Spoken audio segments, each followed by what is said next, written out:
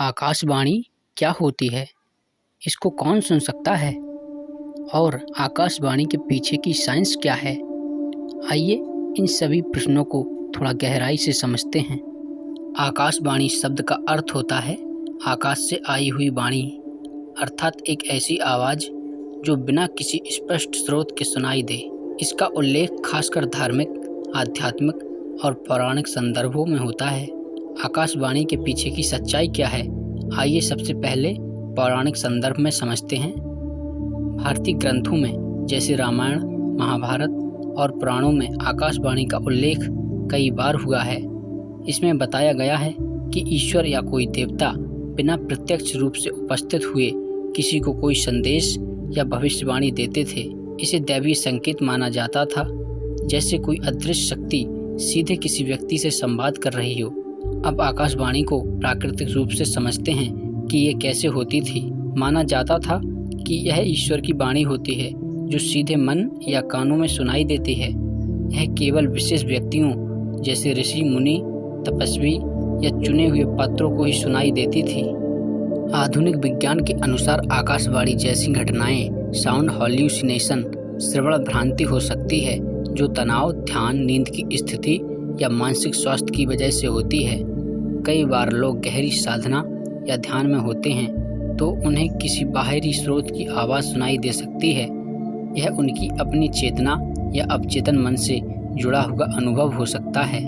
आधुनिक समय में आकाशवाणी शब्द का उपयोग भारत में जब रेडियो प्रसारण शुरू हुआ तो ऑल इंडिया रेडियो का हिंदी नाम आकाशवाणी रखा गया, जिसका अर्थ था आकाश से बोलती आवाज़।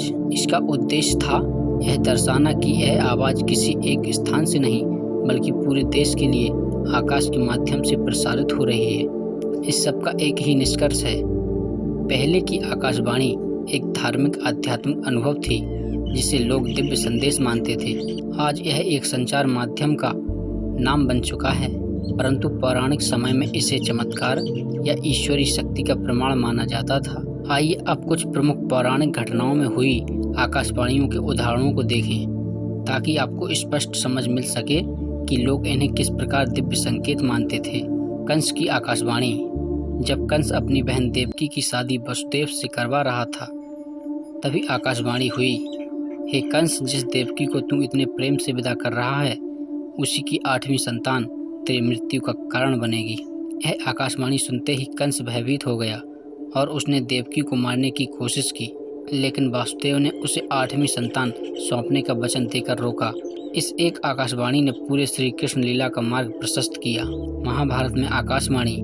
कर्ण के जन्म के समय भी एक आकाशवाणी होती है। जब कुंती ने सूर्य देवता से पुत्र प्राप्त किया तो आकाशवाणी हुई कि यह बालक महान योद्धा बनेगा, परंतु इसके जीवन में संघर्ष और त्याग होगा। इससे संकेत मिला कि कर्ण का जीवन असाधारण रहेगा, परंतु उसे पहचान और न्याय के लिए लड़ना पड़ेगा। राजा हरिश्चंद्र की कथा में भविष्यवाणी। राजा हरिश्चंद्र ने सपने में आकाशवाणी सुनी कि उन्हें अपने राज्य का त्याग करना होगा और सत्य के मार्ग पर चलना होगा, चाहे कैसी भी कठिनाइयां आए।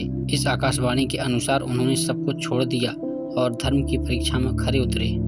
भगवान बुद्ध के जन्म से पूर्व की आकाशवाणी। राजा शुद्धोधन के सपने में देवताओं की तरह एक आकाशवाणी होती है कि उनकी रानी माया के गर्भ से एक विशेष आत्मा का जन्म होगा जो या तो एक महान राजा बनेगा या फिर एक महामानव। आकाशवाणी की प्रतीकात्मक व्याख्या। इन घटनाओं में आकाशवाणी केवल चमत्कार नहीं बल्कि भविष्य की ओर इशारा करने वाला गहन प्रतीक था।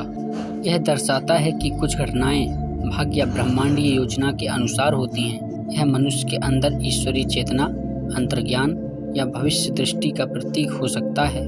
अब चलिए हम और गहराई से समझते हैं कि आकाशवाणी को आज के आधुनिक दृष्टिकोण, धार्मिक दृष्टिकोण और मानव मनोविज्ञान के अनुसार कैसे समझा जा सकता है।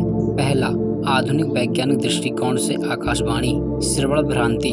जब किसी व्यक्ति को बिना किसी बाहरी स्रोत के कोई आवाज़ सुनाई देती है तो उसे मनोविज्ञान में श्रवण भ्रांति कहते हैं। यह अनुभव ध्यान, नींद की स्थिति, मानसिक थकावट के कारण हो सकता है। कई साधु संत ध्यान की गहरी अवस्था में आत्मा की आवाज़ सुनने का अनुभव करते हैं। यह भी एक प्रकार की आंतरिक आकाशवाणी मानी जाती है। अवचेतन मन की शक्ति कई बार व्यक्ति को किसी निर्णय से पहले एक आंतरिक संकेत या आंतरिक चेतावनी मिलती है। यह हमारे अवचेतन मस्तिष्क का संदेश हो सकता है, जो अनुभव, स्मृति और भावना से जुड़ा होता है। प्राचीन काल में इसे भी आकाशवाणी कहा गया होगा। दूसरा, धार्मिक और आध्यात्मिक दृष्टिकोण से